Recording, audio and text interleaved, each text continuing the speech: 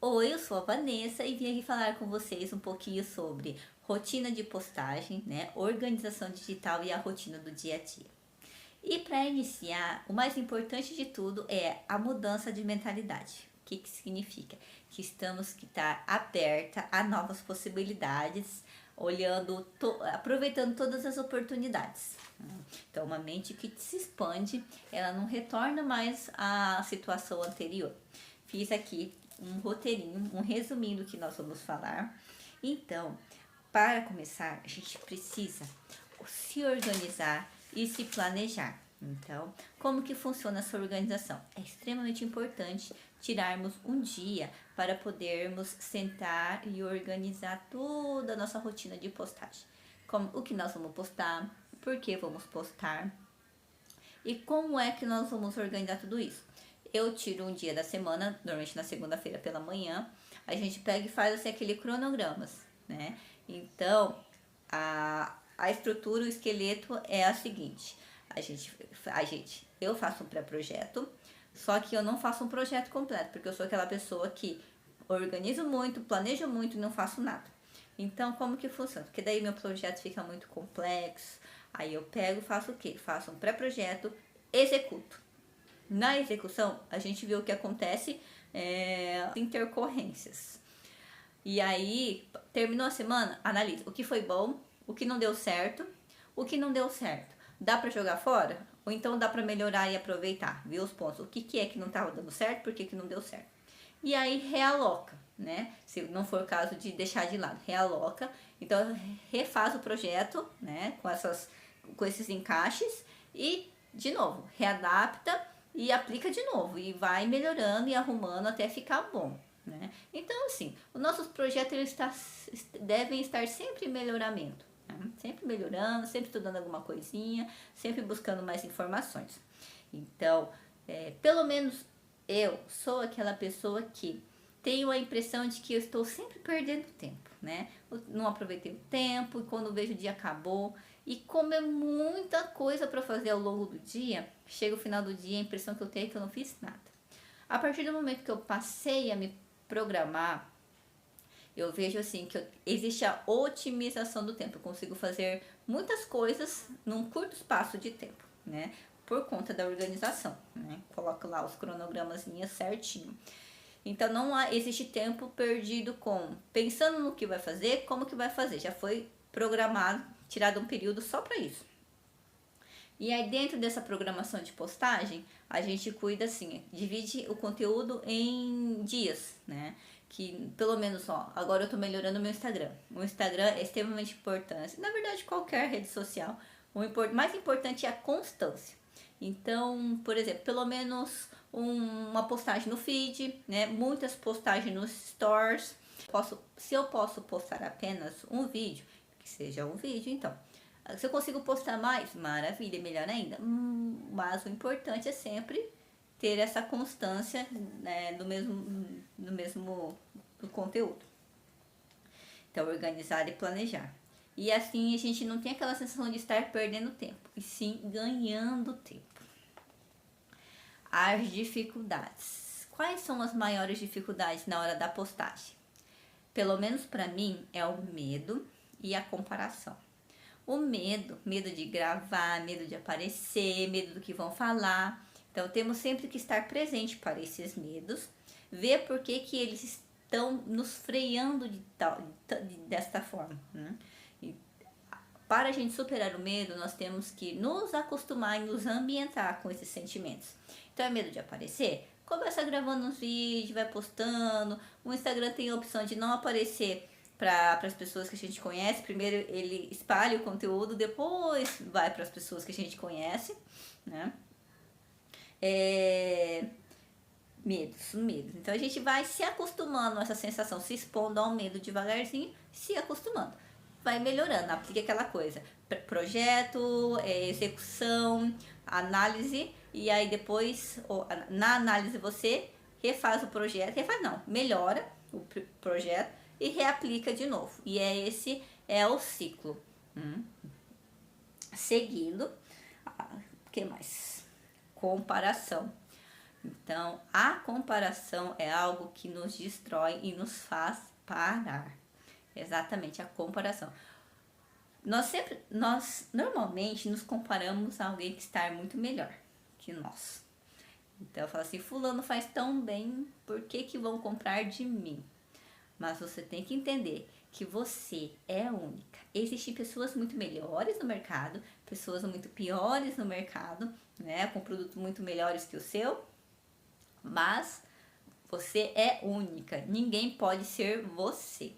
Então eu tenho essa consciência. Eu vou fazer e dar o meu melhor agora com aquilo que eu tenho, que no decorrer o recurso, as pessoas, os clientes vão se conectando e as coisas vão melhorando de pouquinho em pouquinho.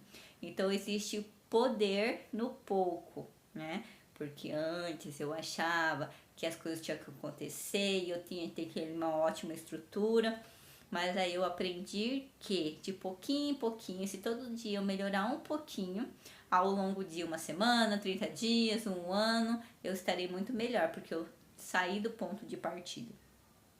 E é extremamente importante o foco em estarmos de pouquinho em pouquinho em pouquinho, porque se a gente mudar 1 centímetro na rota, ao longo de muitos quilômetros, eu vou parar em outro lugar. Imagina se um avião desvia 10 centímetros da rota ao longo de, sei lá, 3, 4 horas, se ele ia parar aqui e vai parar aqui. Então, faz muita diferença. E se a gente está devagarzinho, a gente é mais fácil recalcular a rota e voltar para o lugar. Então, olha o poder do pouco. Então, eu aprendi a respirar e e o quê? Me concentrar no que eu tô fazendo e no que tá muito bom. Pessoas sempre vão falar mal ou bem.